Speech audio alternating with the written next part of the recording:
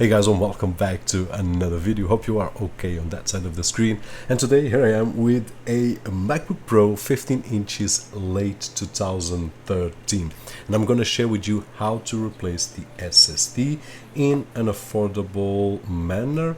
And by the way, if you have any other Mac computer on the range of 2012, 13 up to 2016, 15, and I will leave an image right over here so that you can check it out, and also a link down below. You will be able to upgrade at an affordable price with great capacities, different capacities and great speeds, which I will share with you in just a few moments. Before we begin with the process, just a quick story. This is my brother's MacBook Pro late 2013, and a few months ago he had to replace his SSD, which just died. And one of the difficulties is that the SSDs for these machines have a proprietary connection, so it's not easy to find, and he ended up buying a 256 gigs for double the price that we can get these new right over here, and this one has double the capacity with 3 or 4 times the speed that we can get out of the original. So before you make your purchase, do your search. I will leave a link down below which will help you out to decide which one do you want. One thing that my brother took out of the way really quickly was to replace with the original one by Apple. That was a prohibitive price, so let's move on. Now, if you get one of these, you will have the SSD, and one thing that I was really happy, besides the user guide which is available on paper and also online on the website, I was prepared with my kit of screwdrivers, but inside the package it comes with the necessary screwdrivers, so we don't have to worry at all. We just need to unpack it and start working.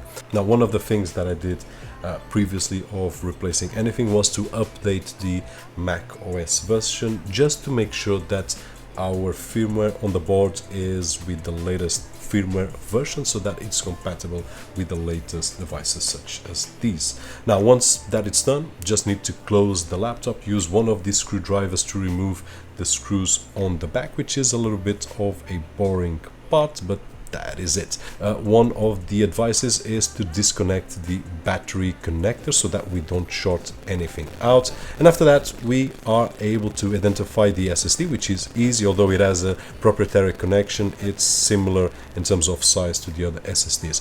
Now, once we unscrew it, we can remove it and put in the new SSD, in this particular case the indmem SSD, and then put back the screw and put in the battery back in place, put in the back cover, put in these screws, and that is it. The boring part is that one. Now, once we have the computer all assembled, we have several options to make it back to life.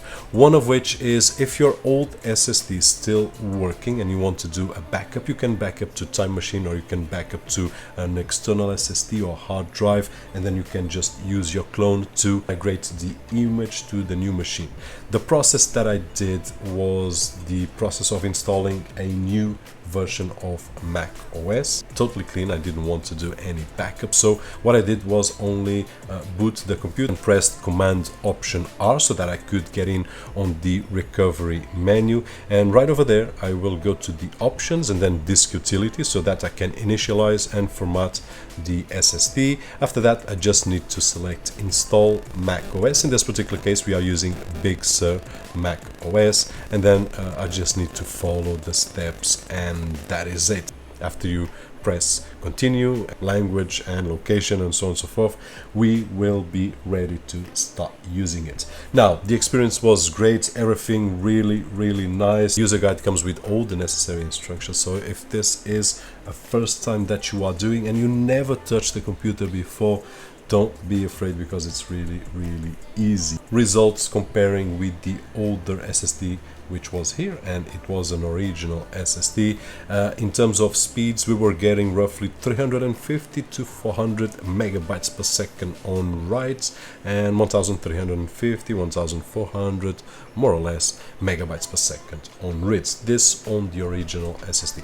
Now, once we replaced with the indmem SSD, and the speeds that we get are roughly 1100 megabytes per second on writes, which is 3 to 4 times more than we had on the original one. On reads we will get roughly 1500 megabytes per second on reads, and I believe that we will not go a little bit higher because the connection on the computer is limiting the bandwidth of the SSD, which probably will go a little bit faster. So the experience has been really nice so far. Not only the installation, which was really easy, a matter of probably 15 minutes more or less, and I was shooting with the camera and with the phone, so if you are doing without shooting anything, you will be much faster than I was. We are with a double of the capacity, 2-3 times more speed, and a great experience. So guys, this is it. Hopefully this video will help you to decide if this is a solution that you are looking on your computer. Regardless if your computer still has a SSD, probably it has a 256